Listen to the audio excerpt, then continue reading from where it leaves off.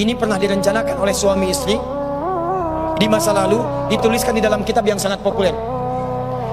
Persoalannya, begitu ibunya mengandung, istrinya mengandung, lahir anaknya usia 2 tahun, maaf, mereka punya rencana, anak ini insya Allah kita akan didik jadi lebih baik, keluarga kita lebih baik, anak ini akan jadi ulama. Qadarullah usia 2 tahun ayahnya meninggal. Ini kisah nyata. Ibunya ingat, saya tetap pertahankan untuk berubah jadi lebih baik, walaupun ayah tidak ada, saya single parent, saya rawat anak ini sebaik-baik. Usia 4 tahun anak ini, maaf ya, terkena penyakit buta permanen. Hijrah tidak akan sepi dengan ujian. Suami meninggal, single parent, anaknya kemudian buta permanen. Apa yang dilakukan oleh ibunya? Ibunya tetap berpedoman, Allah pasti akan berikan yang terbaik. Anak ini kemudian terus didoakan, bangkit di malam hari, perbanyak kemudian tingkatkan ibadah. Ingat ya rumus ini, orang tua yang rajin ibadah maka boleh jadi kebaikannya akan diturunkan pada anaknya. Ibunya yang berdoa, anaknya yang mendapatkan bagiannya. Matanya buta tapi diganti oleh Allah dengan ingatan yang luar biasa. Kalau anda bacakan satu kalimat, satu baris ini, satu lembar buku dibacakan oleh anda satu halaman, maka seketika dia akan ingat seketika tanpa diulang, dengan titik, dengan komanya. Anak ini kemudian dibawa ke sekolah Al-Quran, dimasukkan talaki ke syekh di sana. Syekh di situ kemudian membacakan pada saat itu surat Qaf, surah ke-50. Qaf dibacakan sampai akhir ayatnya. Anak ini anak yang paling kecil teman-teman, mata buta, gak bisa ngelihat. Teman-temannya berada di atasnya usianya, ada yang 6 tahun, 7 tahun, dia 4 tahun. Begitu selesai membacakan, kata syekhnya, lihat kalimatnya, man hafidha ala zahri qalbi, siapa yang hafal apa yang tadi saya bacakan, hafalan di dalam kepalanya, bukan di luar kepala.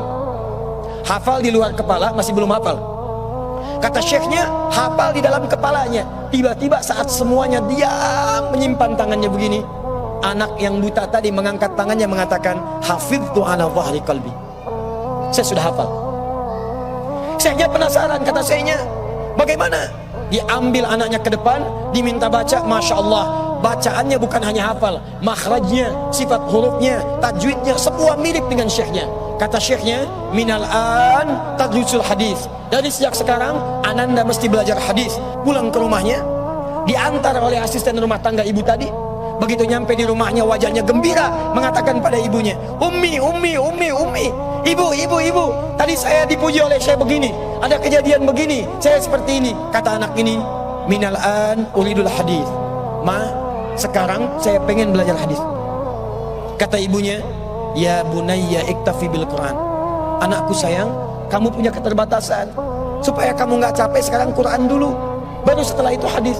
Kata anaknya, lah, dia percaya pada gurunya, dia percaya pada keyakinannya, dia katakan, ma, saya pengen belajar hadis. Dia tinggalkan ibunya sambil meraba jalan begini ke kamarnya. Perhatikan baik-baik, begitu ibunya melihat, ingat kemudian dengan suaminya, ingat tentang rencana mereka, ingat tentang mereka punya rencana masuk surga bersama-sama. Teman-teman, ibunya langsung masuk ke dalam kamar, dia bentangkan sajadahnya di mihrabnya, dia salat 2 rakaat, dia bermohon kepada Allah. Saat sujud itulah dia tumpahkan segala keinginannya. Perhatikan kalimatnya, rahasianya ada di Quran surah ke-17 ayat 110 sampai dengan 111, paling kanan sebelah atas. Ya Allah yal basir, yalladzi ala kulli syai'in qadir, a'id basiratabni. Saya mau akhiri, ketika tumpah air matanya dia katakan, ya Allah yang maha melihat, mohon kembalikan penglihatan anak saya. Yal basir, yalladzi ala kulli syai'in qadir, a'id basiratabni. Begitu mengatakan kalimat itu, capek ketiduran. Kemudian pada saat itulah anaknya sedang mengulang surat Qaf di kamarnya. Begitu ibunya mengatakan yal basir, anaknya sampai pada ayat ke-22, laqad kunta fi ghaflatin min hadza fakashafna 'anka ghita'aka wa basaruka al-yawma hadid. Ibunya menyebut yal basir, anaknya sampai di ayat wa basaruka al-yawma hadid. Dulu pandanganmu tertutup, sekarang kami akan buka, kamu akan melihat setelah ini dengan setajam-tajamnya. Ayat ini sebetulnya kemuliaan akhirat, tapi diturunkan mendapatkan kemuliaan dunia. Tiba-tiba setelah baca ayat ini, ibunya berdoa, bersamaan kalimatnya, tiba-tiba terbuka pandangannya. Anak ini bisa melihat kembali. Saking kagetnya dia lompat, dia kejar ibunya. Ummi, ummi, ummi, laqad ra'ait. Ma, saya bisa lihat lagi. Ma, saya bisa lihat lagi. Ibunya kaget kemudian terbangun. Dia peluk anaknya, dia katakan, nah, mungkin kamu melihat bukan dengan hatimu, kamu melihat bukan dengan matamu. Rubbama ra'aita biqalbik laisa bi'aini. Mungkin bukan matamu tapi hatimu. Kata anaknya, Ma, saya melihat dengan mata saya. Ini mama pakai baju ini, di sekitar kita ada benda-benda ini. Allahu Akbar. Ibunya kemudian yakin anak itu bisa melihat. Dipeluklah anaknya, keduanya kemudian menangis. Dan ibunya sejak saat itu yakin bahwa anak ini punya kemuliaan besar di masa depan. Maka disekolahkanlah kemudian tempat-tempat terbaik, belajar hadis terbaik, diingat segalanya, cepat luar biasa. Anak ini kemudian dikenal dengan luar biasa di masa depan. Nama anak ini adalah Muhammad.